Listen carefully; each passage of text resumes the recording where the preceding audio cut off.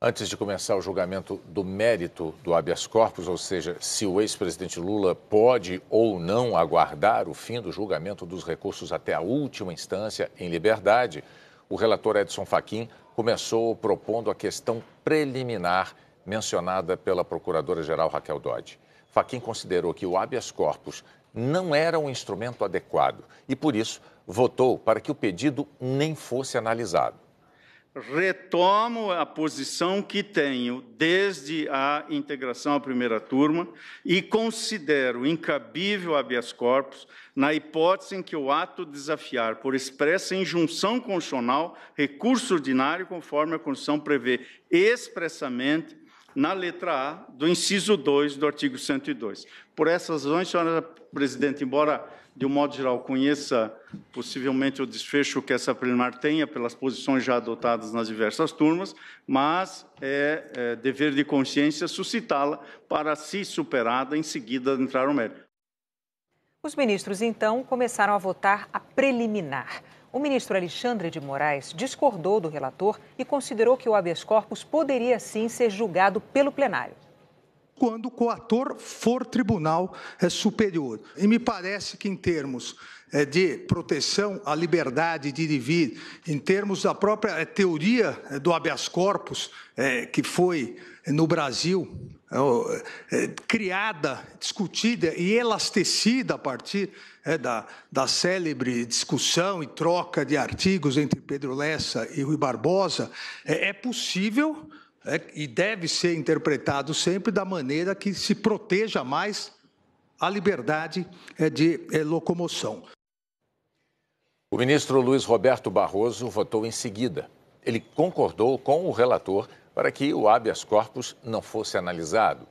Segundo Barroso, a defesa teria que ter apresentado um novo recurso, uma vez que o mérito do HC já foi julgado pelo STJ. Não compete ao Supremo Tribunal Federal conhecer de habeas corpus impetrado contra a decisão do relator, que em habeas corpus requerido a Tribunal Superior indefere a liminar. Portanto, acho que a hipótese se enquadra plenamente na súmula 691. Se o ato coator contra o qual se impetrou o habeas corpus foi substituído por uma nova decisão, é preciso impetrar o habeas corpus contra essa nova decisão, até porque a fundamentação da decisão substitutiva é frequentemente diferente e, nesse caso, foi muito mais analítica do que a mera negação da liminar. Portanto, nós consideramos prejudicado este habeas corpus diante da exigência de impetração de um novo. A ministra Rosa Weber acompanhou a divergência para que o habeas corpus fosse analisado. Em seu voto, ela discordou do relator em duas das preliminares que ele destacou. Rosa Weber apontou uma terceira preliminar que, pela jurisprudência da primeira turma da qual ela faz parte, poderia justificar o não conhecimento do habeas corpus, o uso de um aditamento em vez de um recurso extraordinário. Mas ela disse que a jurisprudência da segunda turma e do plenário eram no sentido da aceitação e que ela respeita a decisão da maioria, mesmo quando pensa diferente. É que na jurisprudência do plenário, eu, que privilegio o princípio da colegialidade, eu conheço deste habeas corpus, consubstanciado no aditamento que se ofertou, ressalvando a minha posição pessoal a respeito do tema. Peço vênia às compreensões contrárias e, por isso, senhora presidente, acompanhando a divergência, eu rejeito as preliminares.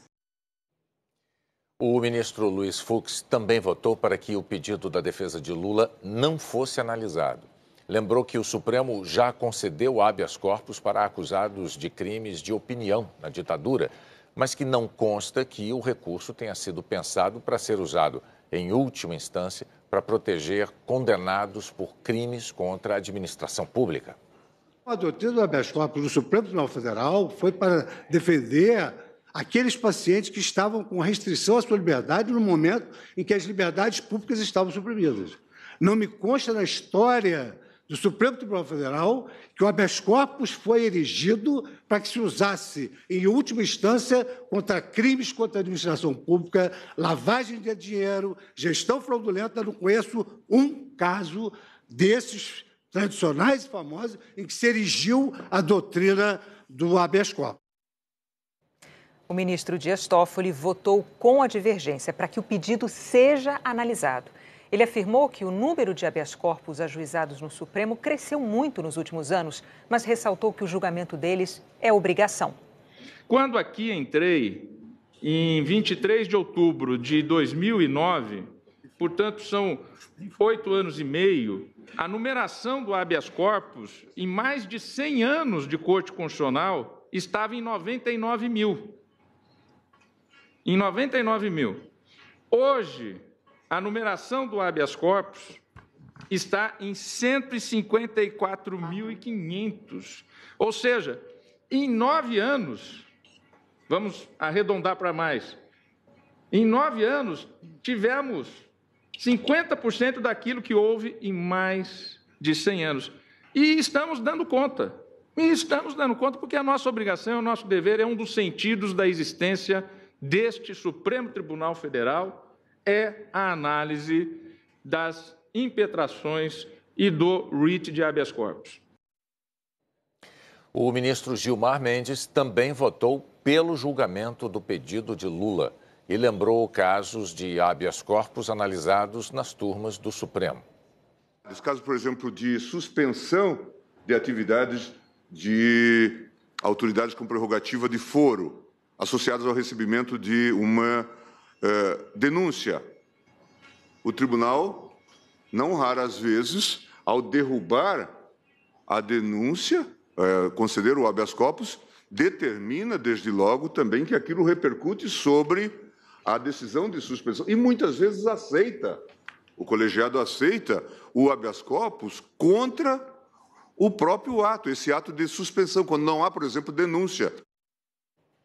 O ministro Ricardo Lewandowski também concordou com a análise do pedido de Lula e lembrou que o habeas corpus pode ser concedido por iniciativa própria do juiz. Desde o Império, existe um dispositivo legal que determina ao juiz que, em face de uma flagrante restrição ao direito de ir e vir, ele deve conceder um habeas corpus de ofício. Isto está estampado com todas as letras no artigo 654, parágrafo 2º da nossa Carta Magna, da nossa Lei Maior. Ainda que assim não fosse, um dos dispositivos mais importantes da nossa Constituição Federal e de outras também, de outros países civilizados e democráticos, é aquele que consta do artigo 5º, inciso 35, é o chamado princípio da inafastabilidade da jurisdição, que é garantia das garantias. O ministro Marco Aurélio foi o 6º voto pela análise do habeas corpus. Ele formou a maioria a favor do julgamento do pedido da defesa do ex-presidente Lula. Digo, presidente, que o habeas corpus não sofre qualquer peia, nem mesmo a decorrente da preclusão maior do título condenatório. É adequado em qualquer situação jurídica em que se tenha envolvida a liberdade. Nós sabemos que o recurso ele está sujeito à oportunidade, o habeas corpus não, está sujeito a um prazo, que é um prazo peremptório. Celso de Mello também votou com a divergência, portanto, favoravelmente ao julgamento do pedido de habeas corpus. O ministro mais antigo da Corte disse que todos os passos processuais foram seguidos e lembrou que, no passado, o Supremo chegou a antecipar-se na concessão dos habeas corpus. Houve uma época em que se admitia a possibilidade de o Supremo Tribunal Federal antecipar-se na concessão da ordem de habeas corpus, até mesmo antes de qualquer juiz do tribunal. Trata-se de um habeas corpus preventivo, impetrado contra deliberação negativa, denegatória de liminar, proferida por eminente ministro do Superior Tribunal de Justiça. Sobreveio, no entanto, o julgamento final desse processo de habeas corpus, e isso gerou a formal apresentação de um aditamento a esta ação de habeas corpus. Aditamento que, é importante reconhecer, foi admitido e foi processado. Na verdade, não se pode frustrar o conhecimento da ação de habeas corpus quando, digamos, todos os passos ditados, até mesmo pelas regras de ortodoxia processual, foram observadas. A presidente do Supremo, ministra Carmen Lúcia, foi a última a votar. Ela concordou com o relator Edson Fachin no sentido de que o habeas corpus não fosse analisado, mas a maioria favorável ao julgamento já estava formada. Em seu voto, Carmen Lúcia destacou que todos os ministros concordam com a importância do direito à liberdade e disse que essa não era a ação central em análise. A presidente ressaltou que a divergência dos votos se referia apenas à competência do Supremo Tribunal Federal de julgar ou não o habeas corpus. O que quero deixar no início deste meu breve voto acentuado é que o Supremo Tribunal Federal, a unanimidade nesta tarde, está a afirmar a importância do seu papel como guardião da Constituição na defesa da liberdade, que é o núcleo central do constitucionalismo, além da vida e da dignidade humana, e que a divergência de compreensão é exclusivamente quanto à competência para conhecer de habeas corpus em determinadas circunstâncias. O debate dessas preliminares tomou toda a tarde. Marco Aurélio Mello e Ricardo Lewandowski anunciaram que não poderiam ficar mais tempo. Seguiu-se, então, uma discussão se a sessão seria ou não suspensa. Por 7-4, ficou decidido suspender a sessão. Foram contra a suspensão os ministros Edson Fachin, Alexandre de Moraes, Luiz Roberto Barroso e Carmen Lúcia. E a favor, Rosa Weber, Luiz Fux, Dias Toffoli, Ricardo Lewandowski, Gilmar Mendes, Marco Aurélio Mello e Celso de Mello. Ficou marcada a continuação do julgamento para o dia 4 de abril. O advogado de defesa do ex-presidente Lula havia pedido que, em caso de adiamento, Lula não fosse preso caso o Tribunal Regional Federal julgasse os embargos. O julgamento dos embargos de declaração está aprazado para segunda-feira, dia 26, operado o qual será expedida a ordem de prisão.